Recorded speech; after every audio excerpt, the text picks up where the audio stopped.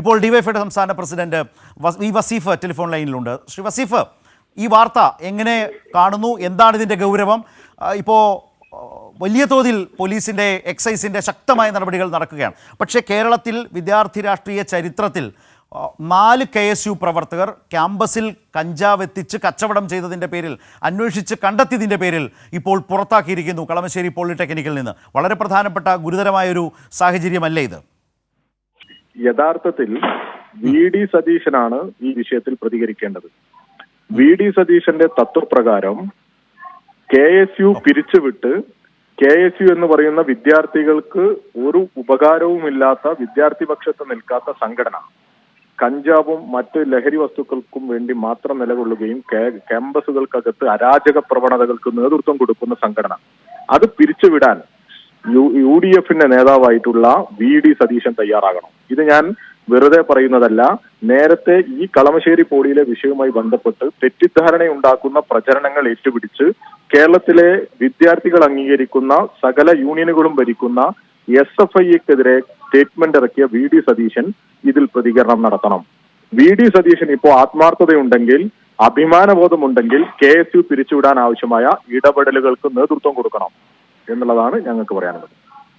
ഇത് KSUവിനെ സംബന്ധിച്ച്, കോൺഗ്രസിനെ സംബന്ധിച്ച് വളരെ പ്രധാനപ്പെട്ട ഒരു പ്രശ്നമാണ് താങ്കൾ അവതരിപ്പിച്ചത്. പക്ഷേ നോക്കൂ, ക്യാമ്പസിനകത്തേക്ക് ഈ അരാഷ്ട്രീയതയാണ് ഇത്തരം ലഹരി വ്യാപനത്തിൻ്റെ ഒരു പ്രധാന ഘടകമെന്ന് വിദ്യാർത്ഥി സംഘടനകൾ പറയുമ്പോൾ തന്നെ വിദ്യാർത്ഥി സംഘടനാ പ്രവർത്തകർ തന്നെ ഇങ്ങനെ കഞ്ചാവ് കച്ചവടക്കാരായി മാറിയാലോ ക്യാമ്പസുകളിൽ?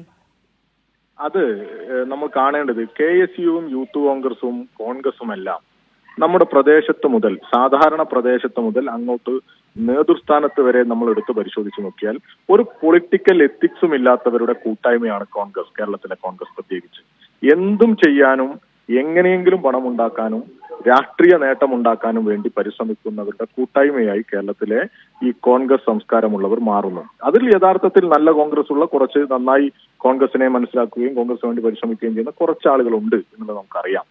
എന്നാലും ബഹുഭൂരിഭാഗവും ഞാൻ നേരത്തെ പറഞ്ഞ വിഭാഗത്തിലേക്ക് പോയിരിക്കുകയാണ്. VD സതീശനും സുധാകരനും നേതൃത്വം കൊടുക്കുന്ന ഈ കോൺഗ്രസ് അത് തീർച്ചയായിട്ടും തെറ്റിന്റെ പാതയിലാണ്. തെറ്റ് മാത്രം നടത്തിക്കൊണ്ടുപോവുകയാണ്. അവരുടെ മുമ്പിൽ രാഷ്ട്രീയമില്ല, ജനസേവനമില്ല, വിദ്യാർത്ഥി പക്ഷത്ത് നിൽക്കുന്ന സമീപനമില്ല. ഇവരെല്ലാം അവർ ചെയ്യുന്നത് പോലെ തന്നെ പണവും അധികാരവും മാത്രം ലക്ഷ്യമാക്കി പ്രവർത്തിക്കുന്നവരുടെ കൂട്ടായ്മയാണ്. അവിടെയാണ് ഈ അപജയം ഉണ്ടാകുന്നത്. ഇവരെ തിരുത്താൻ KSUO, യൂത്ത് കോൺഗ്രസോ നേരത്തെ തയ്യാറായിട്ടില്ലല്ലോ. ഈ വിഷയത്തിൽ തന്നെ നേരെ SFIയുടെ തലയിലേക്ക് ഈ കുറ്റം ചാർത്താനുള്ള സമഗ്രമായ ഇടപെടലായിരുന്നു ഇവർ നടത്തിക്കൊണ്ടിരുന്നത്. അതുകൊണ്ടാണ് ഞാൻ പറഞ്ഞത്. അല്ലാതെ ഒരു 4 KSUക്കാരെ പിടിച്ചതുകൊണ്ട്, നേരത്തെ KSUവിന്റെ ജില്ലാ ജനറൽ സെക്രട്ടറിയുടെ കയ്യിൽ നിന്ന് കഞ്ചാവ് പിടിച്ചതുകൊണ്ട്, അതിനു മുമ്പ് യൂത്ത് കോൺഗ്രസിന്റെ സംസ്ഥാന സെക്രട്ടറിയുടെ വീട്ടിൽ നിന്ന് 2.5 കിലോ കഞ്ചാവ് പിടിച്ചിട്ടുണ്ട്.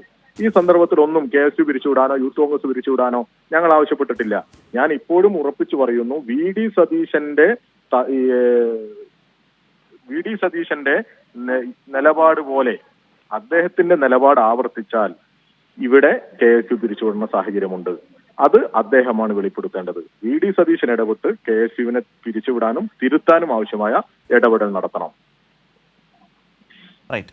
നന്ദി ശ്രീ വി വസീഫ്, ഡിവൈഎഫ്ഐ സംസ്ഥാന പ്രസിഡന്റ്, ഇക്കാര്യത്തിൽ സംസാരിച്ചതിന്. വളരെ പ്രധാനപ്പെട്ട ഒരു വിഷയം തന്നെയാണിത്. ഒരു ക്യാമ്പസിൽ KSUവിൻ്റെ 4 പ്രവർത്തകർ, വിദ്യാർത്ഥി രാഷ്ട്രീയ പ്രവർത്തകർ, ഒരു ക്യാമ്പസിനുള്ളിലെ അവരുടെ ഒരു വിദ്യാർത്ഥി രാഷ്ട്രീയത്തെ പ്രതിനിധാനം ചെയ്യുന്ന നേതാക്കളാണ്.